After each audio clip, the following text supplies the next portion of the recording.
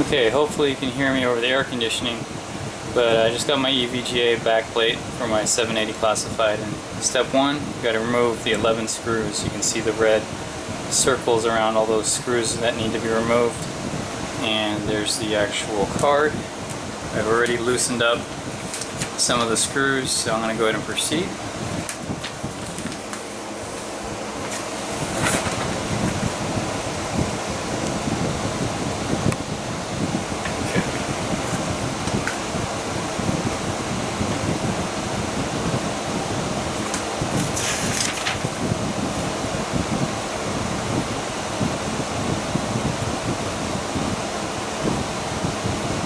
To have a container to keep all your pieces together. So make sure you plan ahead. Ready?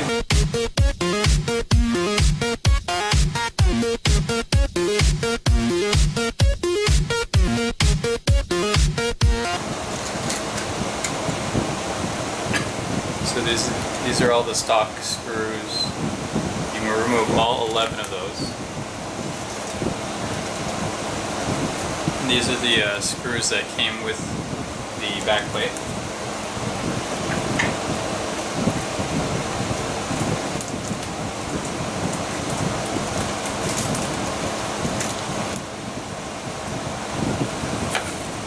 So here's the backplate. I've removed the protective film cover from this side. If you look here carefully, you'll see looks like there's some gloss on here, and I thought about trying to remove that because these holes get covered. So we'll revisit whether or not I gotta fix that, but for now I think it's okay because it's so perfectly on there.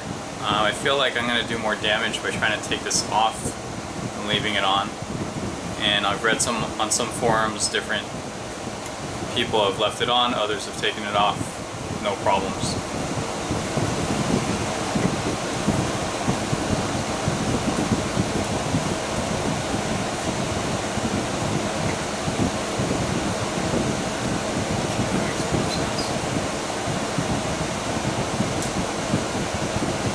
So that lines up perfectly.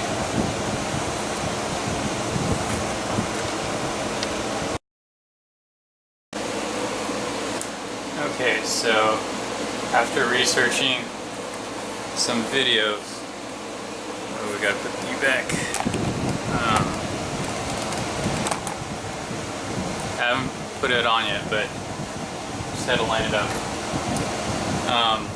The plastic that you see is actually intentional to prevent any contact from the aluminum on the PCB to the backplate. That's counterintuitive to me because I would think you'd want that to connect to help with cooling, but I guess shorting is more of an issue, so the back plate is maybe just more for looks.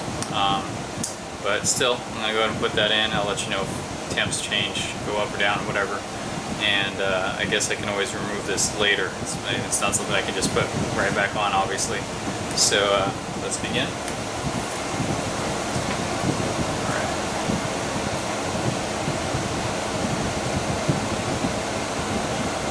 The holes.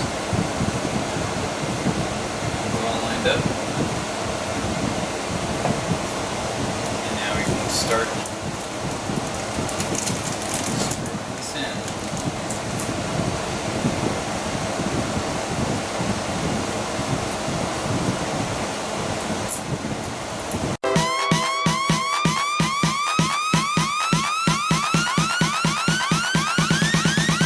Come on.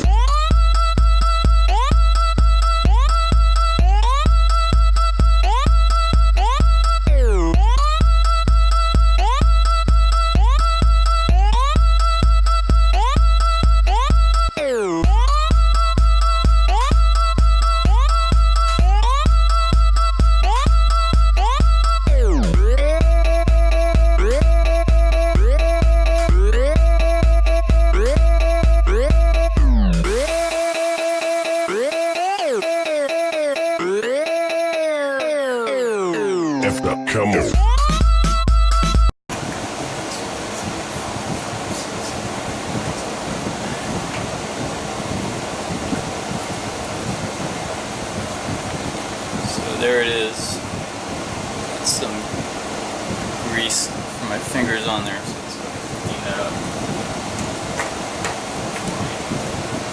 Final install.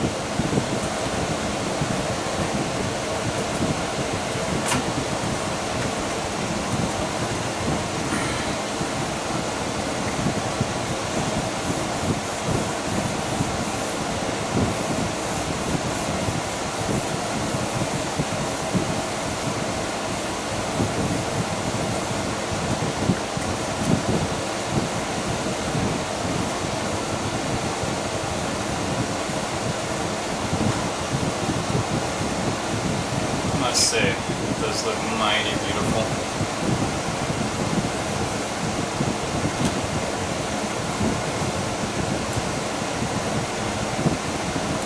So, considering going for it, I highly recommend it. Just finishes the look of the card. So let's go ahead and put her in.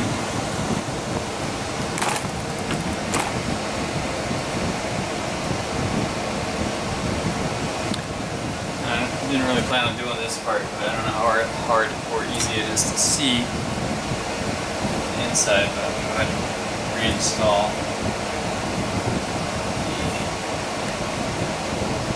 the card into my computer right now.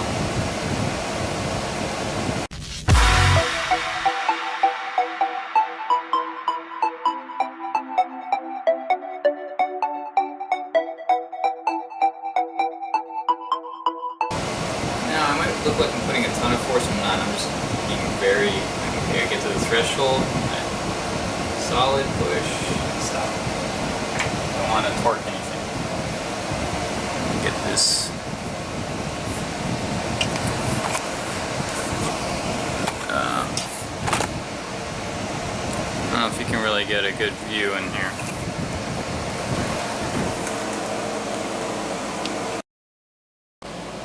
Okay, so I had to get the camera off the tripod, but I'm trying to show you it's nice and straight. I was starting to notice some sag, and maybe I was just staring too hard and being overly critical of my system, but now I see no sag at all and it looks gorgeous. I love it. So I'm gonna plug her in, fire it up, and I don't know if I include that in this video or not. You'll find out in a few seconds, or you'll know.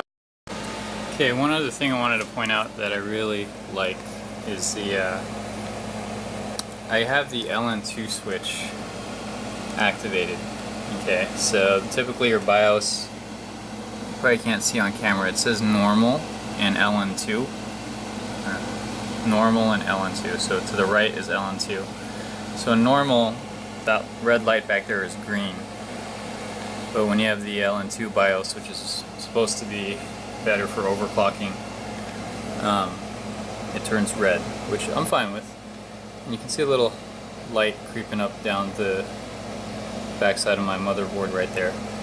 But what's nice about the backplate is it's a square cutout, and it really confines the red light into a more focused area. It was very scattered and spread out and made my otherwise white and black setup very red. And it's a nice touch of red at this point, so it's not overwhelming like it was before. It wasn't even that bad before, it's just a little tidier, and I appreciate that. So that's it for now. I'll update you guys if there's any changes.